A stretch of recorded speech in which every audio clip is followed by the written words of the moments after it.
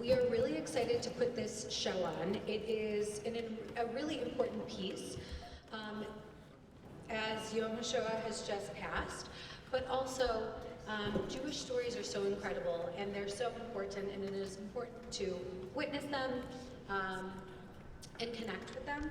And so my name is Rachel Hirsch. I work for ADL Midwest. I am here with my colleague Yaron, and all of you lovely humans.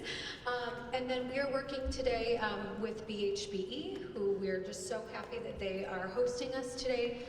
So thank you to BHBE.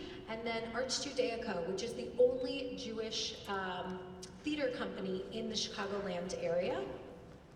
And they focus specifically on telling Jewish stories because they are important stories to tell. A couple little notes before they get started. You'll see here there is a projector with a screen on the wall.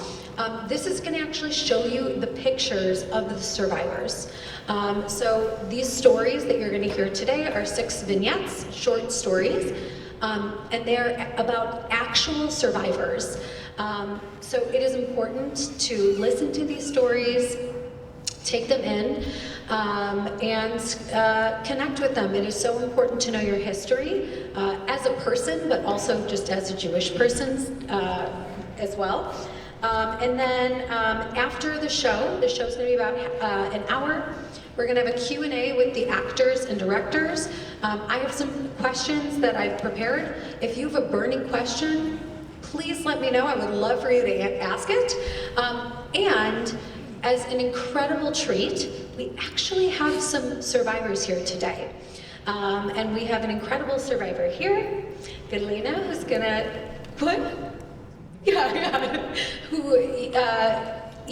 you're gonna get to hear her story. And it is a different story than the ones you're going to hear here.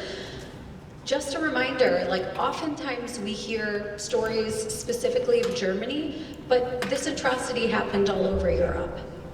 And so it's incredible to connect with people from, your culture, from all over, to understand a better picture of what the Holocaust was, so we can ensure that it happens never again. Or it never happens again. Sorry, that was poor wording on my choice. And without further ado, I know I'm 1 minute before time, but hopefully the actors are ready because it's 10:14, not 10:15. I will give you survivors.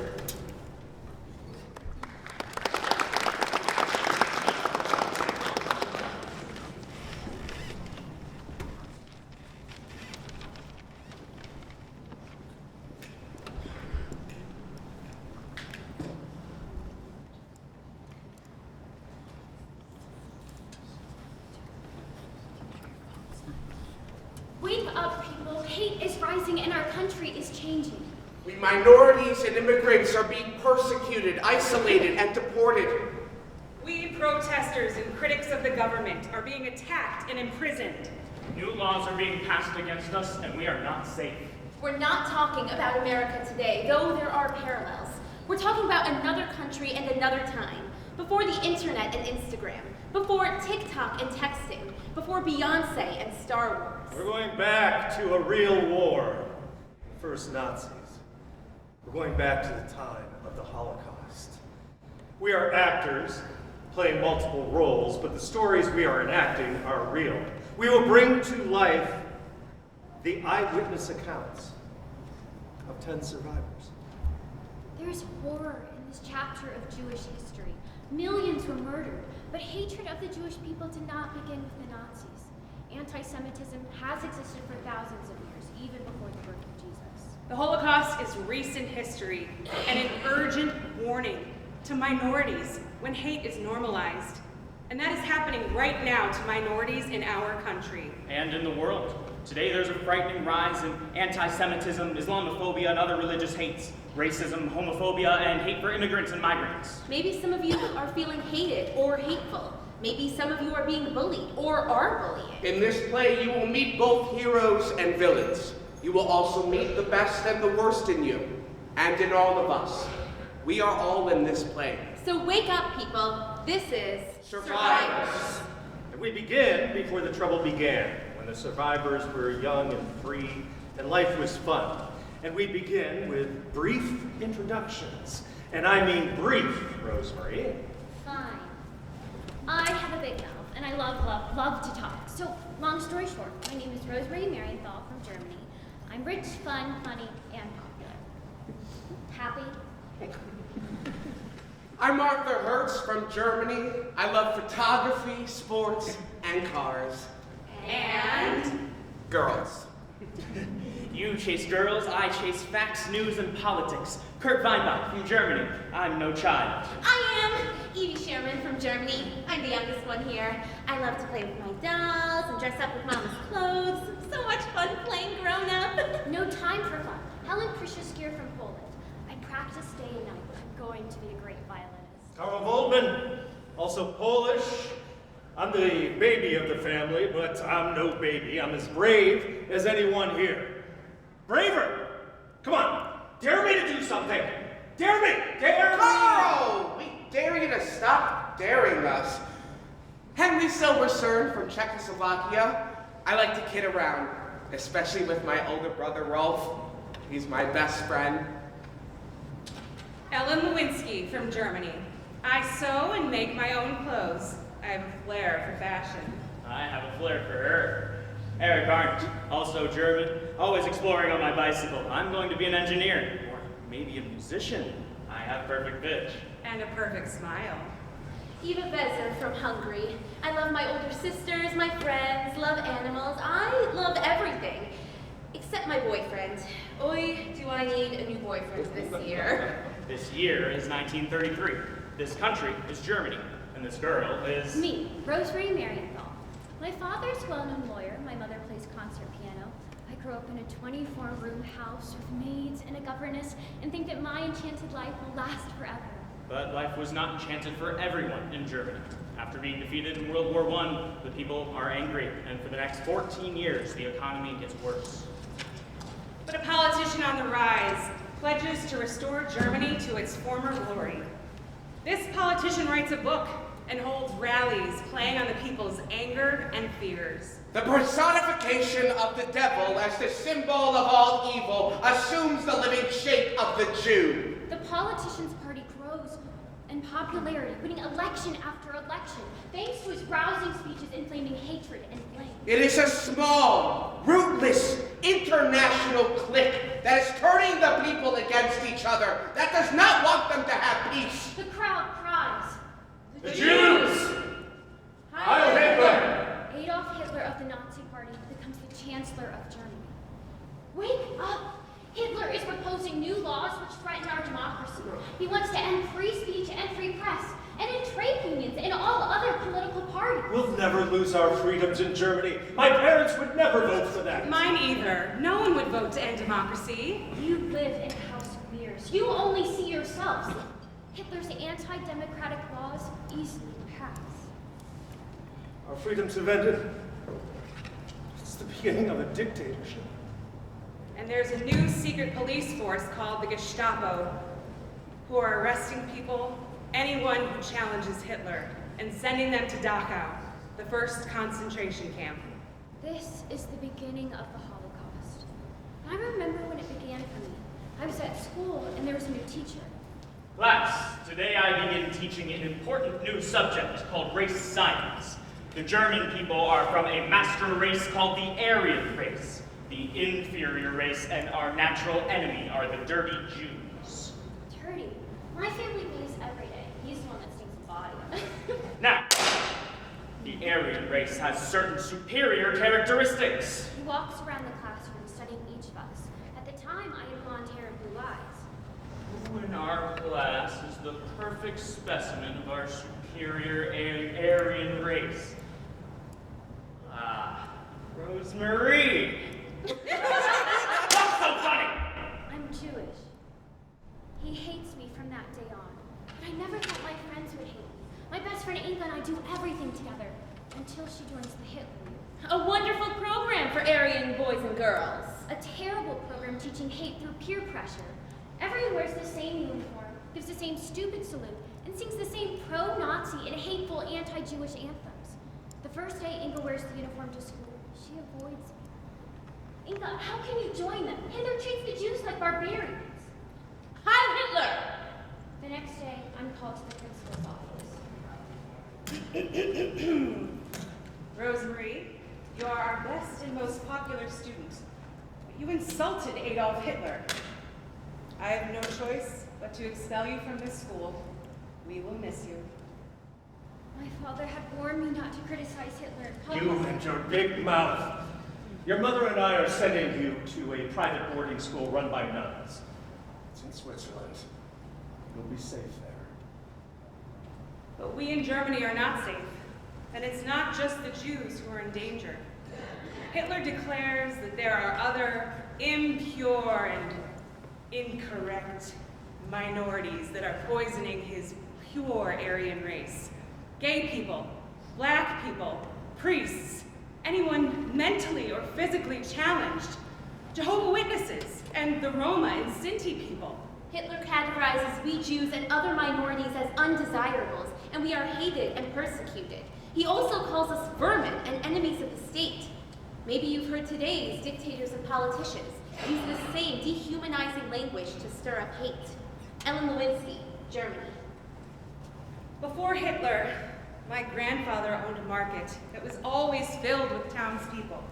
But now, with Hitler in power, Zadie, the Lewinsky store is empty. And the townspeople won't even speak to us. Why do they hate us now? They want someone to blame for their troubles. And unfortunately, our troubles get worse every week. Over 400 anti-Jewish measures have become law. We are now stripped of our citizenship, And banned from the military and media. banned from teaching and going to university. Banned from working in civil service and owning businesses. Our wonderful grocery. How will we live? We must leave Germany. And go where? This is our home and our homeland. Change will come. Change does come. Arthur Hertz, Berlin. My father's a successful book publisher. We live a comfortable middle-class life until... Arthur, the Nazis have seized production of the publishing house and fired me and all the Jewish employees. That's not all. Books by German authors are being banned, and books with un-German ideals are being burned. Important books by Albert Einstein, Helen Keller, Ernest Hemingway. Last night, 20,000 volumes went up in flames. The Nazis are trying to control how we think. And how to hate. 100 years before Hitler, the German Jewish poet Heinrich Heine warned, where they would burn books, they will end in burning human beings. Pray that does not come true. Mass book burnings is not just history. Every year, there are still hundreds of book burnings happening all around the world. And right now in America, more books have been banned from schools and libraries than any other time in the past several decades. Books like To Kill a Mockingbird, Hunger Games, Huckleberry Finn. What is the purpose of censoring literary freedom? For Hitler, it is to stir up hate and divide and grab power. And when the president of Germany dies, Hitler declares himself Führer, the absolute and uncontested leader. The following day, mandatory loyalty oaths are demanded, which ends all protests and dissent. Papa, they are arresting people. Anyone who protests or disagrees with Hitler, even the journalists. Sit down, Arthur. Your mother was arrested today when she returned from Italy. Why? Because she went there to get you a job? They took your job here. You need to work. She was arrested because of the new travel policy for us now. If we do return, we're to be deported or imprisoned, and only released if we leave Germany forever.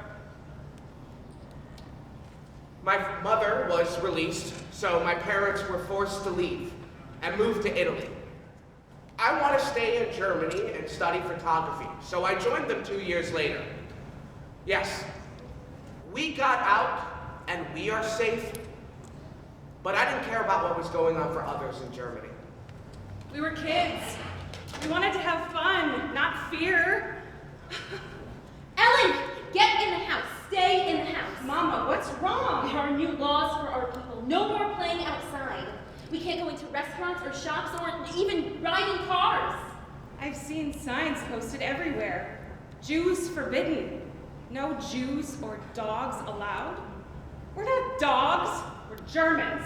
Not anymore. We're not allowed to vote or hold public office, or even raise the German flag. We'll fight back. No! It's too dangerous. Those who speak out are being arrested. Stay in the house for now. This trouble will pass. But this trouble does not pass. Next, Hitler takes over Austria. Kurt Weinbach, Austria. Hitler doesn't really march into Vienna. He drives in an open car with 1 million people cheering for him. I am 9, and so I think it's all very exciting. The uniforms, the troops, the cheering crowds.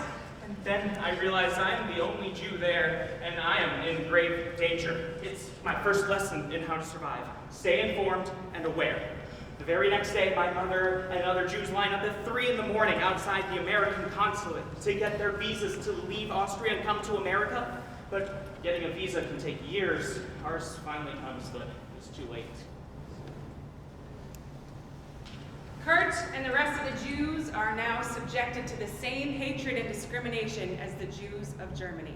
No matter that they were patriotic Austrians, like my father, who was a well-liked corporal in the Austrian army in World War I. Now, 20 years later, a formal summons comes for him to report to the 3-star general in charge of all Vienna. Papa, you can't go. They're going to arrest you. Possibly. The general was my captain in the war and my friend, but we haven't seen each other since. When Hitler took over Austria, I wrote my old friend a letter of congratulations. Kurt, you'll come with me. If I'm arrested, you'll run back and tell your mother. Be brave. We are shown into an enormous waiting room, all marble and gold. On velvet benches sit decorated military officers, police, Gestapo, high government officials, all waiting to be seen. My father and I are taken in ahead of all of them and are ushered into the general's office, where he stands there waiting in full uniform, glaring at us. Weinbach, I had to have you shot. All these years we've lived in the same city, and you never got in touch with me. Now you finally remember I exist.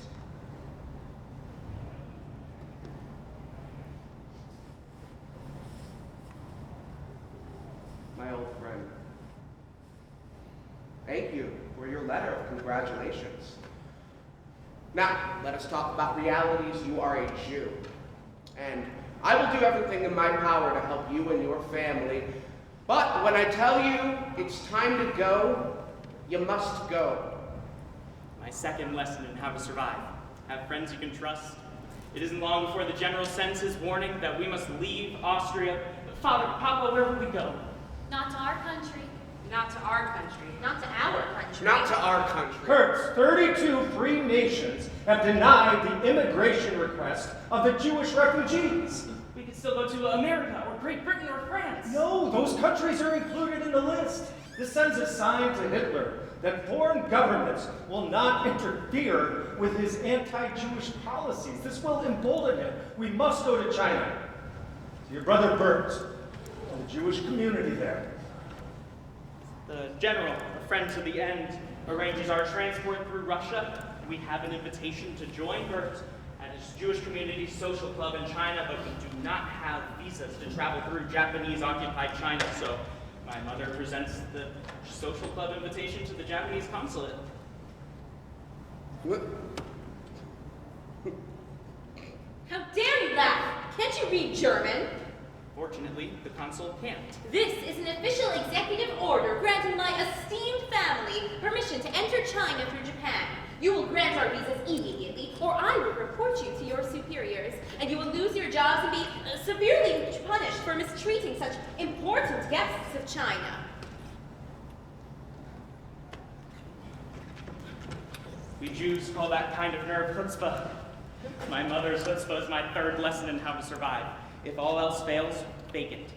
We are granted visas, and after a long, hard journey, we reach my brother Bert in northern China. I am 13 and finally able to resume my schooling. Because of the diversity there, I am able to learn Chinese, Japanese, Hebrew, Russian, Yiddish, and English. We lost our home and our homeland, but we are lucky. We got out just in time. Why didn't we all get out of Hitler's hell? Remember, these were different times. There were no cell phones to text warnings, no televisions to watch the news, no viral videos about coming dangers. We Jews weren't even allowed to own radios. No immediate access to news and information. No way of sharing these warning signs to others. I'm away at boarding school in Switzerland when I'm called to Mother Superior's office. Rosemary, despite your big mouth, you are our best student. But your father can no longer afford the tuition here, and you must leave us. I can go home. It's not that simple.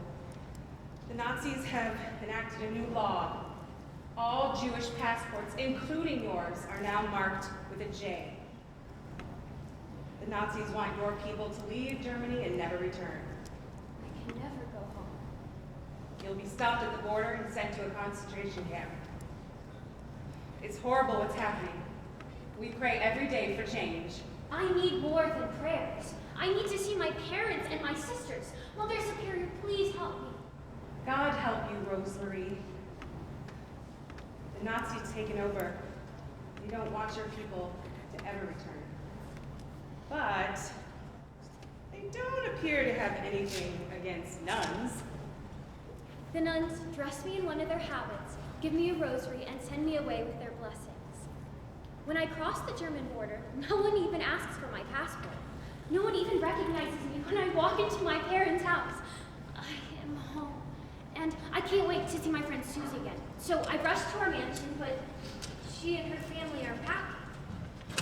They and 17,000 other Polish-born Jewish immigrants are being forced to leave Germany and being deported by train to live at the Polish border on just a 1-mile strip of land. With almost no shelter or food. Can you imagine these desperate and starving families? I go with Susie to the train station to say goodbye and watch as the Nazis herd her and her family and other Polish Jews into open train cars as if they were cattle. Susie and I write letters to each other, but eventually they stop coming. Then the terror hits home. November 9th, 1938. Kristallnacht! The night of broken glass. Now also known as the November Pogrom. My papa hasn't been well, and Mom and I visited him in the hospital that day. Walking home, we see Nazi soldiers everywhere. You can feel that something terrible is going to happen. We go home and hear glass breaking and wood splintering outside. We see the synagogue burning from our window. A mob of 30 men break into our home with hammers and axes. They shatter every glass, slash every painting, and smash all the furniture, including Mama's beloved piano.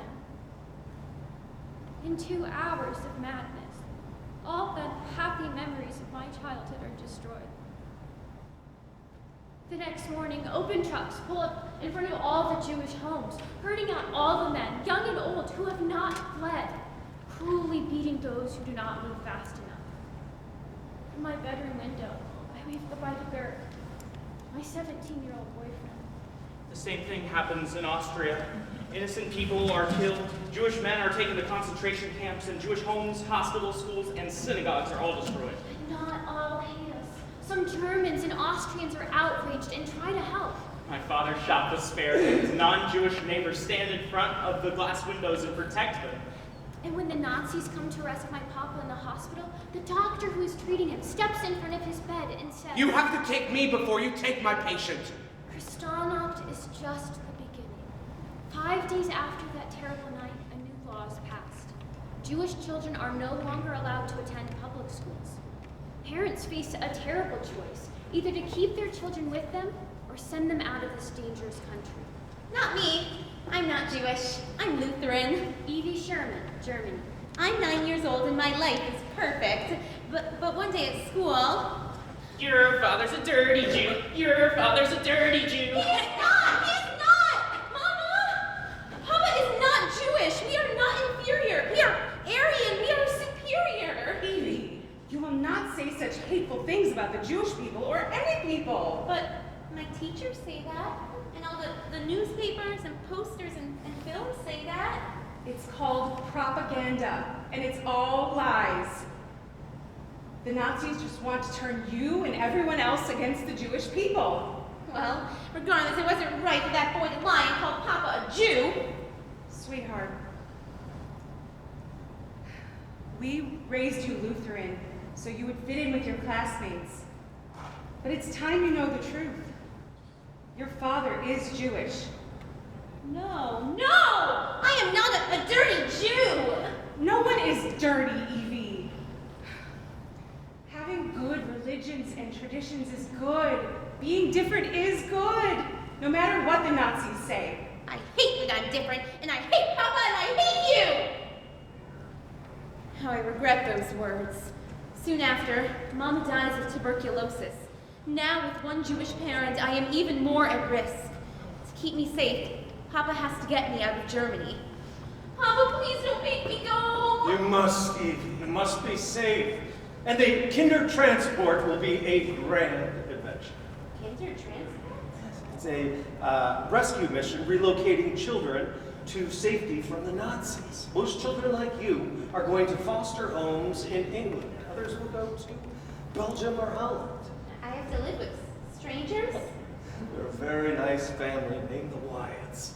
And they live in a town near London, which is such a grand city. And I will come as soon as I can get an exit visa. Goodbye for now, my darling girl. My British foster parents are good people, but they are very reserved and don't express emotion.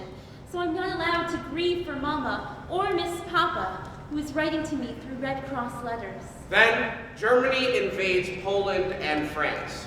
Soon after, Great Britain declares war on Germany. Making it impossible for Papa to join me or contact me. He has to go into hiding, so I don't know if he's alive or dead. But thanks to Kinder Transport, we 10,000 rescued children are alive. And many of us are the only members of our family to survive the Holocaust. Rosemary Marienthal. I'm 18, too old for Kinder Transport, and it's too late for me to escape. What I fear most happens. I'm ordered to the Gestapo headquarters. We know you entered Germany illegally disguised as a nun. You must now leave the country or be sent to a concentration camp. My only option is to go to England, but I must have a work visa, and I've never worked a day in my life. So my mother creates a fake resume listing my many jobs as a skilled maid. It works, and I get work as a live-in maid in London, where I scrub and clean day and night for a miserable woman. I miss my family and feel so alone. All the letters from home are censored by the Nazis, who black out almost every page. My uncle suggests I correspond with a lonely German doctor named Herbert Molzer. The Nazis made it illegal for Jewish doctors to practice medicine, so he moved to the Belgian Congo in Africa to do the work that he loves. Herbert writes to me, "My dear Fraulein Rosemary, you are too intelligent and talented to work as somebody's servant. Come here and work for me as a nurse, and keep your head up high. I promise that I will make the trip worthwhile, and to treat you with the kindness and respect that you deserve. My dearest Herbert." My dearest Herbert, if I accept your offer, what if you don't like me? I'm charming in letters, but in person I have a really big mouth. Or what if I don't like Africa? My visa gives me permission for only one entry into England, and I've used that up and won't be able to return here. Dearest Rosemary, I understand that your parents are against you coming. The journey will be dangerous to cross the English Channel, where Germans have planted underwater bombs, and health hazards await in the hot and buggy center of Africa. You'll be risking everything for a man you never met. I'm not afraid of all that. I'm scared because I'm only 19, and Herbert is so old. He's 30. I defy my parents, face my fears, and go, and I arrive safely to 2 surprises. Herbert is shorter than I expected, and a new law has just passed. Rosemary, we will have to marry immediately, or else you'll be forced to return to Germany and sent to a concentration camp. Marry you or die? That's some choice, Herbert. So, I become a wife to save my life. Young people grow up fast in war. Before the war, we young people were like you. We wondered, what will I do for a living? And will I find love? In war, we wonder, will I be alive tomorrow? And who else will I lose? Eric Arndt, Berlin. Damn Hitler. Damn all this fear. I want a normal life. I try to distract myself and stay positive, so I go to a party with some friends, and there, across the room, I see the most beautiful girl I've ever seen. That's Ellen Lewinsky.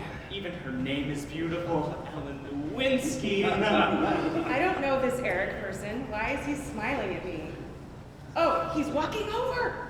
No, shh, calm down, calm down. The handsome ones are always idiots. Would you like to literally dance or figuratively dance around the fact that we are in the middle of a war?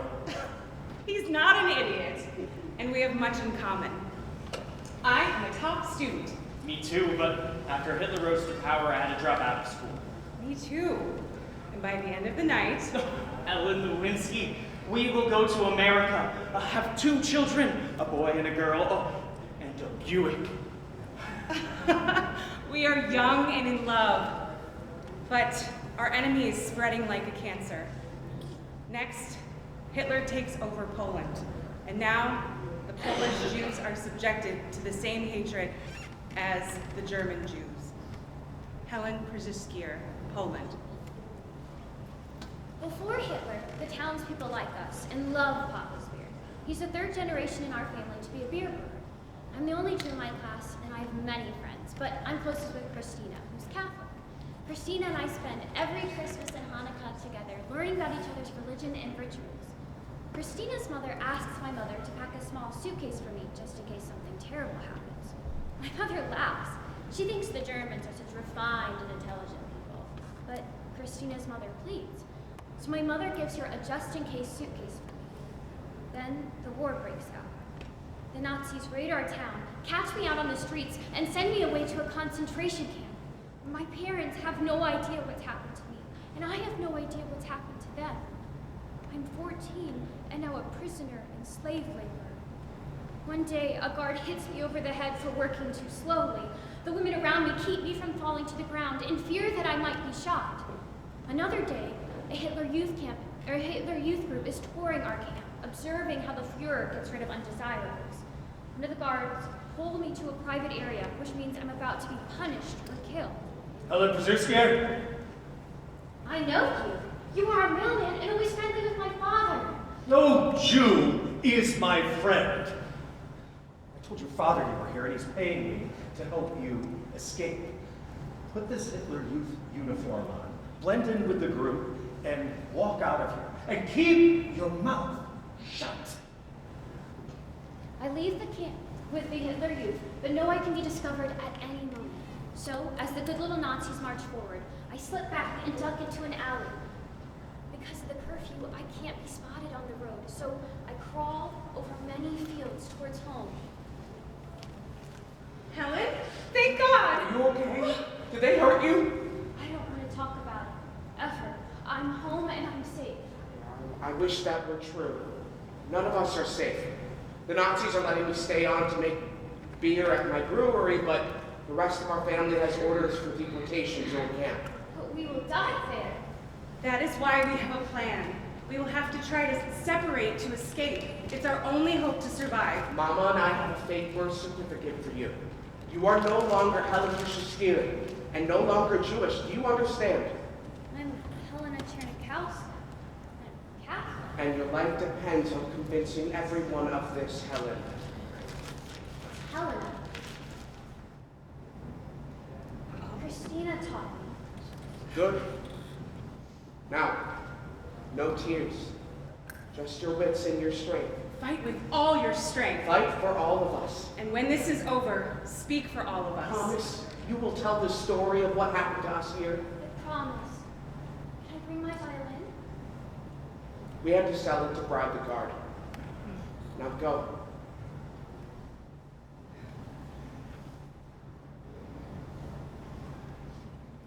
I leave my parents and flee to Christina's house, who risk their lives by hiding me overnight in a shed.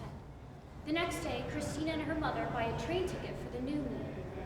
Helena Chernikowska boards the train to Vienna with a Catholic prayer book and that just-in-case suitcase she's been saving for me. I don't know if I'll ever see any of them again, but I will fight my hardest to survive and keep my promise to Mama and Papa to speak about what happened to us and all the Jewish families. We are all fighting our hardest to survive and hold on to hope. But then Hitler's empire grows, with Germany invading Denmark, Norway, Belgium, the Netherlands, Luxembourg, and Paris, and the constant German bombing of London begins trying to force England to surrender. The next year, more horror. Germany invades Russia, sending mobile killing squads. 1.3 million Jewish men, women, and children are murdered. The same year, we Jews are required to wear the yellow Star of David on our outer clothing. Not wearing the patch means immediate arrest and deportation to a camp. The plan is to identify us. And isolate us. Because we are now forced to leave our homes and move into ghettos across the occupied countries. The ghettos vary in size, but most have run-down housing, terrible sanitary conditions, no medical supplies, and little food. Once Hitler and the Nazis have us all in one part of town, it is easier for them to control us and to starve us. In Poland, we're forced to leave our beautiful house, carry one suitcase each, and move into a one-room apartment with little furniture, 3 other starving families, and 1 kitchen. Who needs a kitchen when there's no food? One night, I hear my parents. This damn ghetto, it's like a prison without a roof here. We can't continue like this. The children need to eat. I do. We've sold everything. Sell the furniture. Soon it will be winter. We'll have to burn the furniture for heat. Then I'll sneak out of the ghetto and steal some potatoes or bread. Children can survive with little food. They cannot survive without a mother. You know what they'll do if they catch you. The Nazis will hang you on Main Street to show there is no way out of the ghetto. My friends know a way out. And if I can feed my starving family, I will prove I'm no baby. So, without telling my parents, I sneak out of the ghetto and go to a potato farm I know of. But the farmer catches me and they put me in jail. From my cell, I see a wall in the prison yard where every 5 minutes they're shooting someone. Rabbi Herschel. In France, a boy I know from school. I think I'll be next. I don't know how, but my mother gets me out of that jail, and I hug her and cry like a baby. I'm 9 years old, just trying to feed my family. Ah, wonderful, carefree Terezin, where my family is sent. Looks like a summer camp to any visitor. But the model Jewish settlement is another Nazi lie. The Nazis created Terezin to fool the world into thinking we Jews were living happy and safe lives in the ghettos, and their propaganda works. When the Red Cross comes for their one inspection, they see segregated yet decent dormitories for men, women, and children. They see me singing in the boys' choir, my brother Rolf playing soccer, and our mother teaching children's painting classes. The Red Cross sees what the Nazis want them to see. But outside the perimeters of this lie is the truth. There is a large, brutally run Nazi transit camp with deplorable conditions and slave labors, sending Jews to even worse camps. My brother Rolf, like thousands of others, is sent to one of those camps and dies there. There's a famous quote by Hitler. Make the lie big. Make it simple, keep saying it, and eventually they will believe it. The world believes these lies and thinks that we Jews are safe. Beware, because today, the same method of repeating a lie until people believe it is being used to rally and gain followers. Ava Vezer, Hungary. Every week, the police search us and take whatever they can. One day, an officer asks to borrow a suitcase so he can carry what he has taken. He tells my mother to send me to the station the next day to retrieve it. I arrive at the station to retrieve the suitcase, but the officer closes and locks the door and shuts the blinds. I'm frightened and I'm fighting him off, but he keeps saying... You don't understand. It won't matter where you're going. Someone knocks on the door and I escape and run back to my mother. But knowing that we are going somewhere where nothing matters anymore. We are desperate for rescue or any good news. Because we Jews aren't allowed radios, we don't hear. We interrupt this program with a special news bulletin. The Japanese have just attacked Pearl Harbor by air. President Roosevelt just announced. The news eventually reaches us.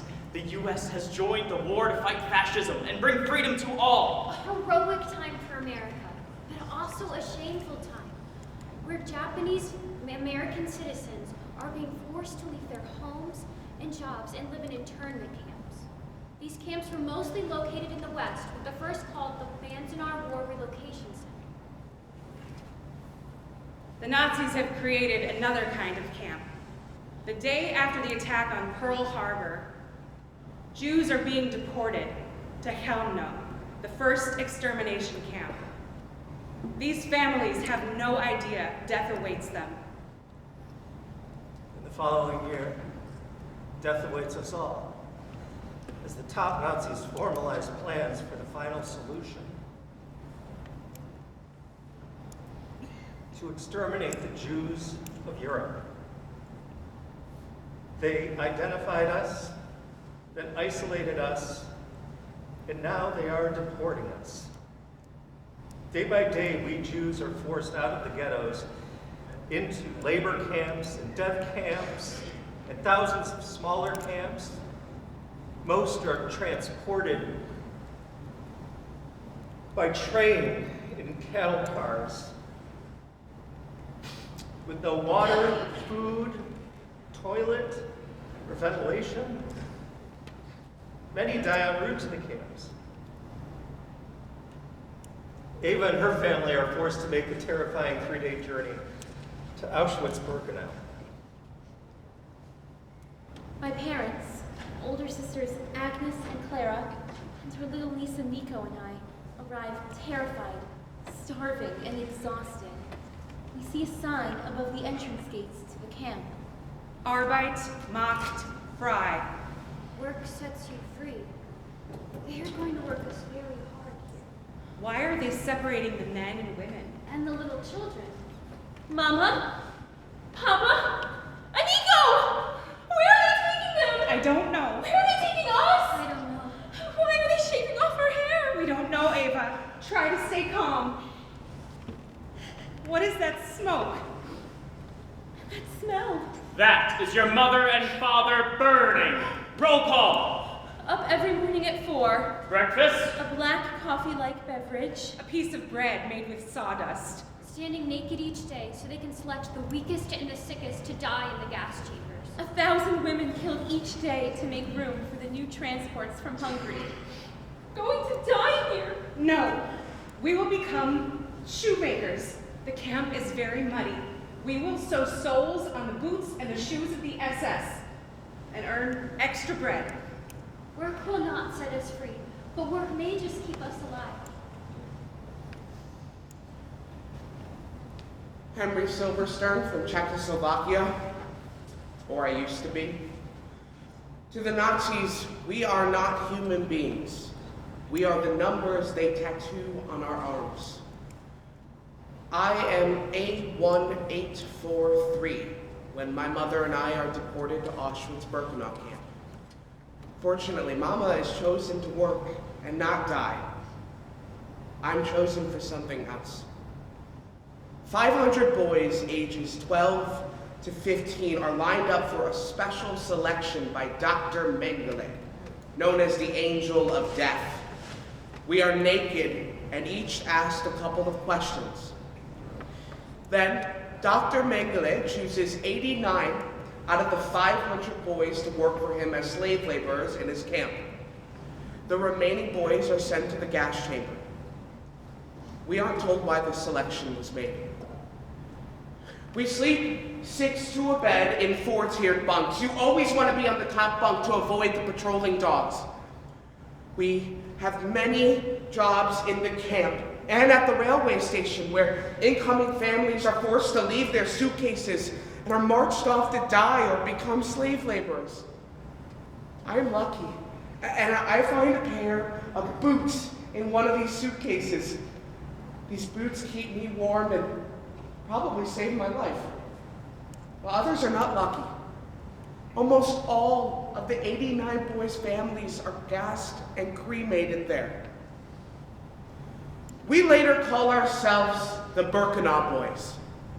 There have been books written and movies made about us. We lost more than our childhoods in the Holocaust. We lost our families and our friends. My brother Rolf was both to me. Some of you know the grief of losing a family member or a good friend. There's a Jewish expression to comfort you. May the memory of a loved one be a blessing. All memories bring comfort. My father is a tailor who makes suits for the Polish policemen of our town. One warns us that the ghetto is going to be liquidated and that we will all be put to death in a camp. My parents quickly come up with a plan for us to go into hiding. My father sews American money into our clothing, and my mother goes to a Polish farmer to rent the family a spot in his barn to hide. We're afraid of the Poles, too, because it's common for them to turn Jews over to the Germans. The farmer will only take my father and I. While my mother is out looking for a place for her and my 3 sisters, the Gestapo captures my 2 younger sisters.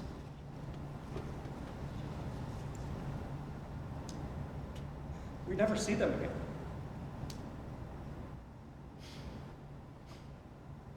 We move often and hide in many different places until my parents are captured. My older sister Sonia and I are hiding with another Polish farmer when one morning he motions to us. Carl, Sonia, come quickly to the window. We see our parents and other captured Jews go by in a horse-drawn wagon. They're taken to the cemetery and killed.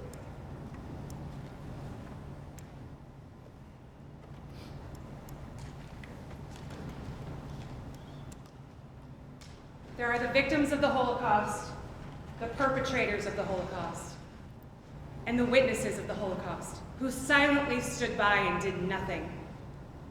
And then there are our helpers, who hide us, feed us, and help us, like Arthur. Remember me? The boy who only cared about photography and moved to Italy? Well, we Jews were eventually in danger there too. So, my parents fortunately immigrated to New York, where I get into the best photography school in America. But I can't help but think about all those others left in Hitler's hell. So, I tried to enlist in the Canadian Army because they declare war before the US. But because I'm originally from Germany, I'm rejected as Enemy alien. Then I tried to enlist in the US Army the day after Pearl Harbor is attacked, but I'm again turned down as Enemy alien. Finally, I'm able to serve in the US Army when President Roosevelt passes a new law making it possible for German Jewish refugees to be drafted. Arthur becomes a U.S. Army combat photographer, is wounded, and receives a bronze medal and a Purple Heart. Photographers and journalists risk their lives to document war. Especially those who lived inside the ghettos, where shooting a camera would get you shot. These photographs provide proof of Hitler's horrors, including the deathly cattle cars. They also prove how the people fought back, including the defiance of the young people. Sticking out your tongue may look silly, but the photographer and these courageous children showed and proved resistance to the Nazis. There are so many others, like Ellen and Eric, who found ways to fight back. We were forced to become slave laborers in a Nazi ammunition factory. So we sabotaged the Nazis by damaging the parts that we're forced to manufacture.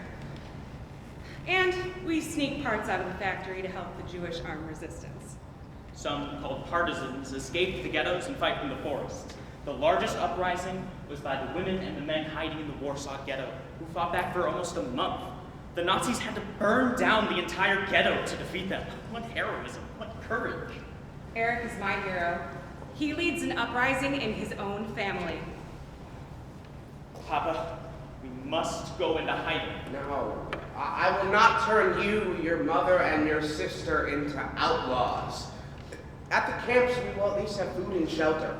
And we will die? Oh, we haven't heard from family or friends who have been deported. You don't really No. believe they're all still alive. No, you know the rumors are true. We must go into hiding. How would we live? Maybe a single man could make it, but how would a family of 4 manage? Family of 6. Ellen and her mother will be joining us. That's even more preposterous. Who would possibly hide and feed 6 Jews? Who would take that risk?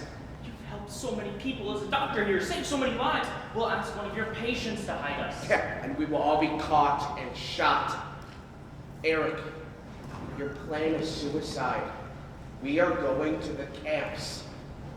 Papa, with or without you, Ellen and the rest of us are going to hide. We would rather die on the streets of Berlin than die like prisoners in a Nazi camp. Do you know how stubborn he is? Yes, he apparently gets it from his father. True. God help us all, we will hide, but we will have to separate. We immediately go into action. Dr. Arndt had saved the lives of many patients, including the only child of a grateful couple. They immediately offered to hide Eric's father. Another one of my father's patients owns a small factory. He hires me and lets me sleep there. My mother and sister. And my mother and I hide many different places, only having to pay once. We have 40 to 50 helpers along the way. Sometimes it's just a bed for a night, or the gift of a cabbage. Oh, the gift of a kind cabbage. The people we know and the people we don't risk their lives and the lives of their families to help us. And of course, we risk our lives every day too. Someone could spot us and report us. There are paid informants looking for all hidden Jews. Eventually, we all move into the factory and we need safety measures. So Eric rigs up a warning system and devises a code for a telephone. You never know who's listening. I also rig up a radio so we know when the bombings are going to happen. Because of the bombings, there's no food in Germany and we are always hungry. The only rations are for chicken feed, which is full of worms. I cook that feed every night, and I tell the others it's too dangerous to use the gas lanterns to light our room. I don't want them to see the worms. We have to keep up our strength, though, and our hope. And hope finally comes. June 6th, 1944. Ladies and gentlemen, we may be approaching a fateful hour. All night long, news bulletins have been pouring in, claiming that D-Day is here. D-Day. The Allied forces land in Normandy, France. So many brave men died for freedom on that beach, and their sacrifice begun the liberation of German-occupied northwestern Europe. The Nazis realized they may now lose this war, and the concentration camp and millions of victims will be discovered. So, to get rid of the evidence, the prisoners are ordered to leave the camps and march.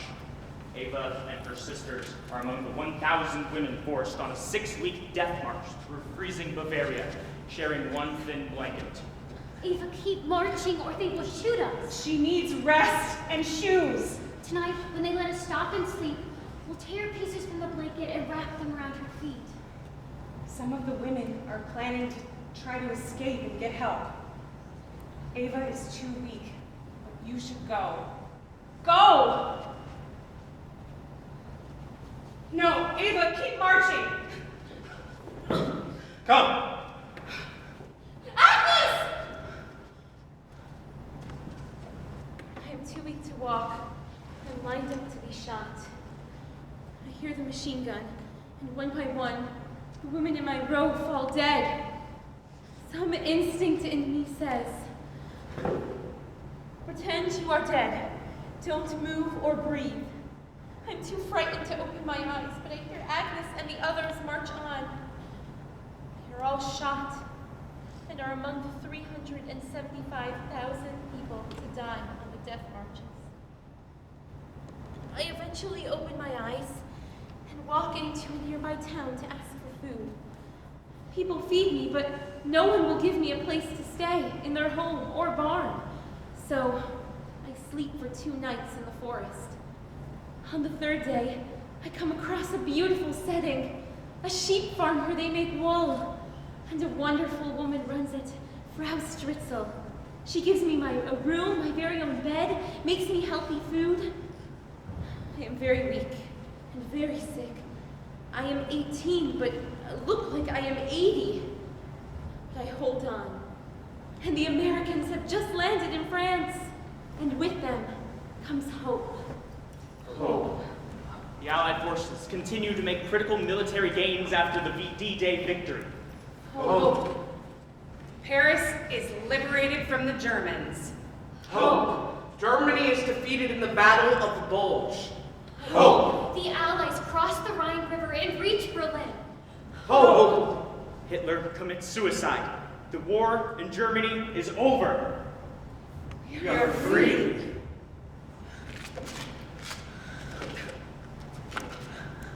As the Allied forces liberate the concentration camps, the photographs and footage of the starved and exhausted living and of the dead victims of the Holocaust shock the world.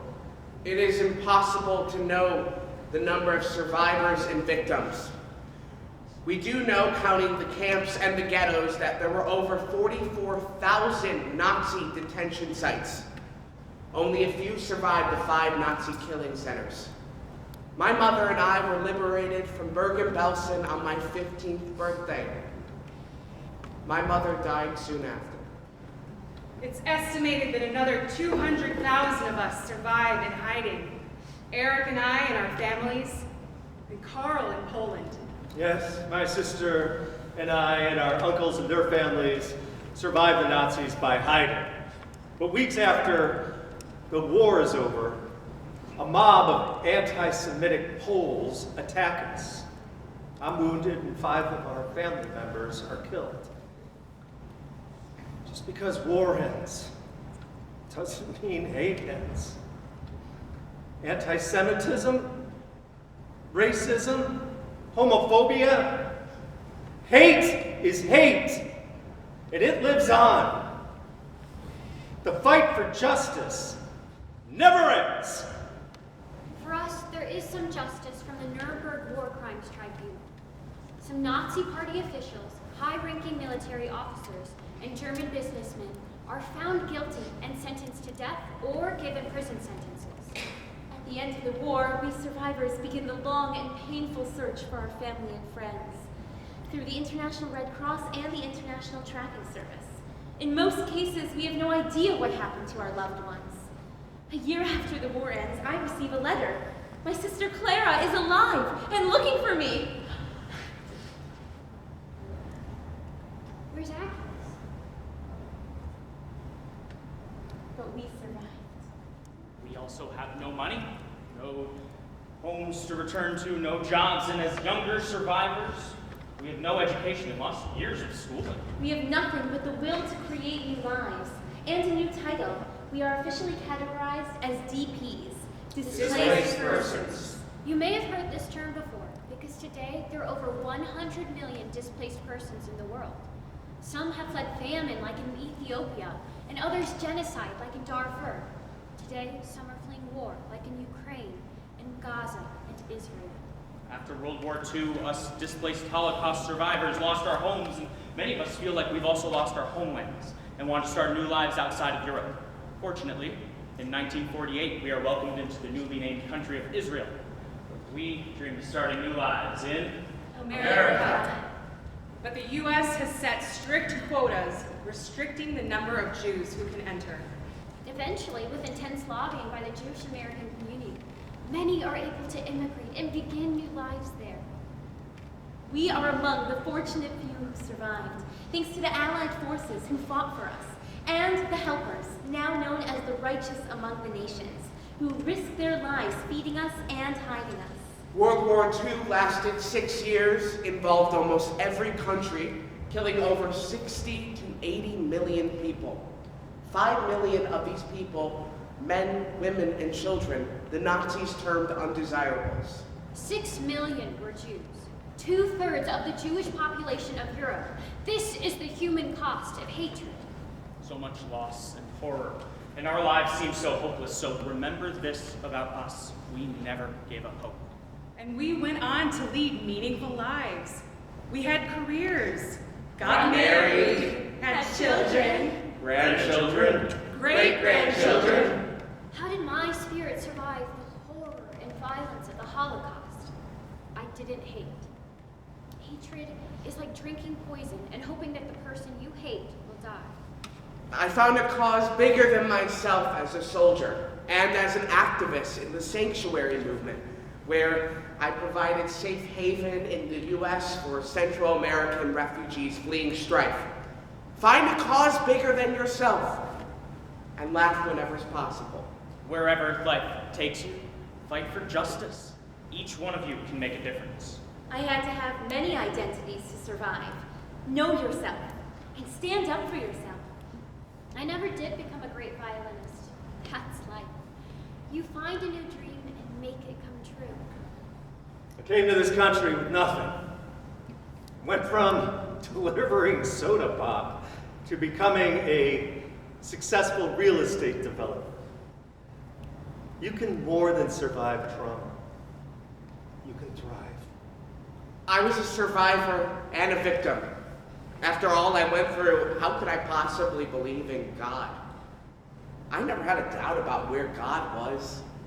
I wanted to know, where was man? So, the Nazis took so much from us, including our education.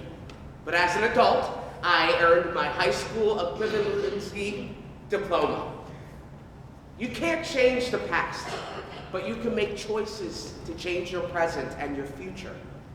Ellen and our families are the largest known group of German Jews to survive hiding in Berlin. The impossible can only be possible if you don't give up or give up hope. And speak up. Share your story. We've all shared ours through a Holocaust awareness organization to young people. My daughter became the director there, assuring the survivors will never be forgotten. Remember us. And now our journey with you ends. It has been an honor for us actors to represent these 10 survivors who are no longer with us. May their memory be a blessing. Now it's your turn. Your choices. Your stories. Your survival. If you are a victim of hate and violence, will you be silent or will you seek allies and speak up for yourself? If you're a witness to prejudice and bullying, will you stand up for the victim or stay silent? Will you be a bystander or an upstander for victims of today's hate groups and genocides? Will you give that kind cabbage to a hungry stranger? Will you help? Never forget. Never Never again. Never is now.